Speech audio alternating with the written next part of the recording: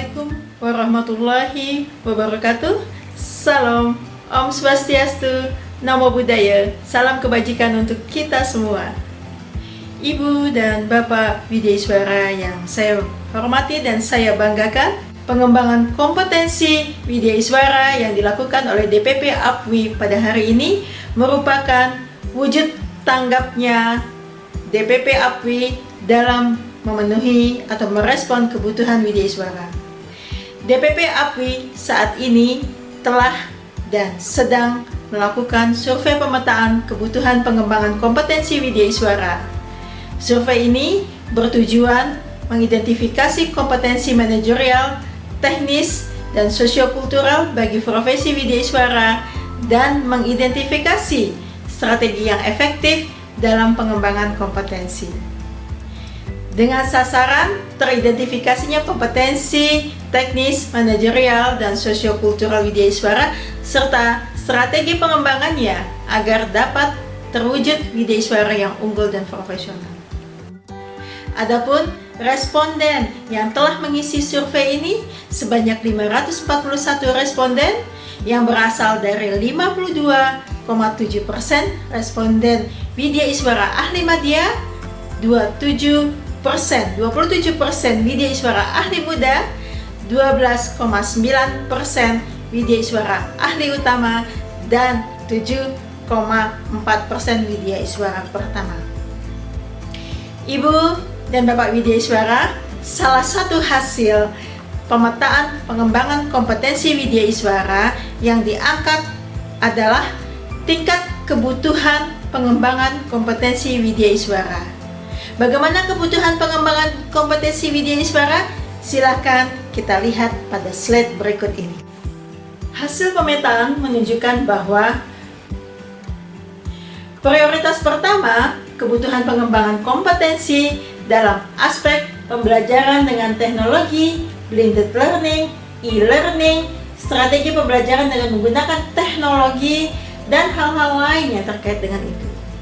Sedangkan prioritas kedua, pengembangan kompetensi Widyaswara terkait dengan menulis karya tulis ilmiah, artikel nasional dan internasional, penelitian, dan pembuatan buku.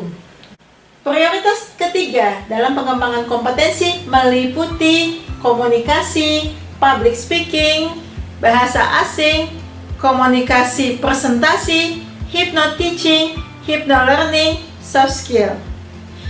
Prioritas pengembangan keempat adalah berupa manajemen kediklatan, bagaimana menyusun program, RBPP, RBPMP, rencana pembelajaran, variasi metode pembelajaran, evaluasi pelatihan, dan community of practice.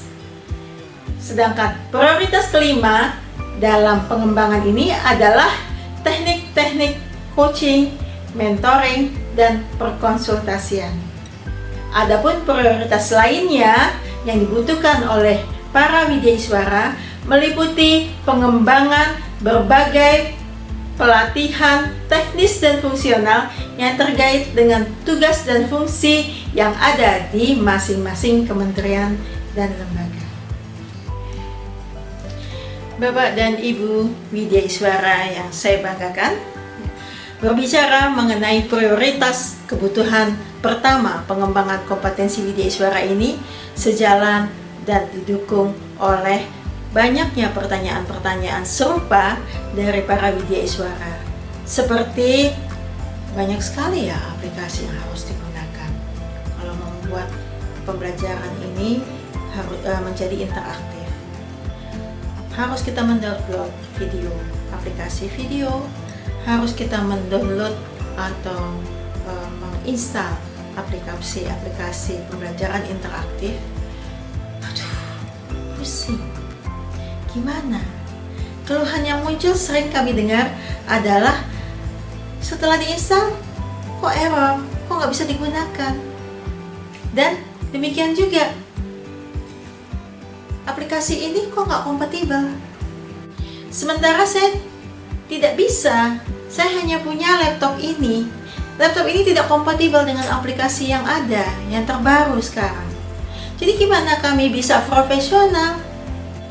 Ibu dan Bapak Wideiswara, hari ini DPP APWI akan menjawab dan memenuhi kebutuhan Bapak dan Ibu secara bertahap melalui webinar pertama dengan tema MOOC dan pengembangan kompetensi digital Wideiswara. Selamat mengikuti, semoga membawa manfaat yang nyata bagi pengembangan kompetensi Wideiswara yang profesional. Salam.